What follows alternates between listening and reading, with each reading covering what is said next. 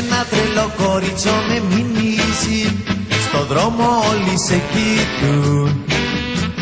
Ανάβεις φλόγες πάντα με το βλέμμα σου και για σένα θέλεις να μιλούν. Τρελό κορίτσο.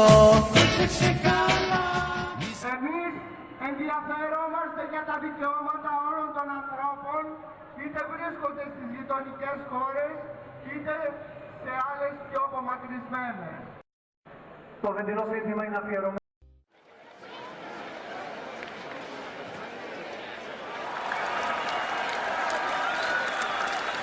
Κυρίες και κύριοι, σας αβέλω la τσαβαλέ. Αφρακιάζομαι η κουρκουτζελού, γιατί δικαίω όλες τις ζουβλολουμπίνες, τις λούγκρες, τους γκράντσας μπερντερομπουρούς και τα θεόπαρα που γιορτζαλιάζουν χρονιασμένοι παραντήξ στο κρεκοκάθηκο, να έχουν αρπάξει τη ζουμοσακούλα και να βέλουν μπαλόμπα και καλιαρδά χαλέματα. Ενώ ο λαός, λίγδομπερντές δικαιολοσβουριασμένος ατσινάβωτος και ανεμιάρης, συνεχώς το ανεμοτζάσιμο και στην κοντόχαλη, αβέλει διακόνα στο μπερντέ και έχει πέσει στην αχαλού και στο γυροδιακονιάρισμα.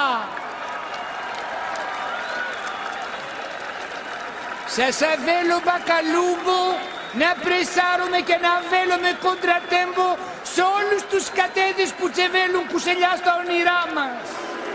Και να καναβουέλουμε τούφες και να αφήνουμε τις βιδομπλαντορούφες να μας πίνουνε το πλάτη.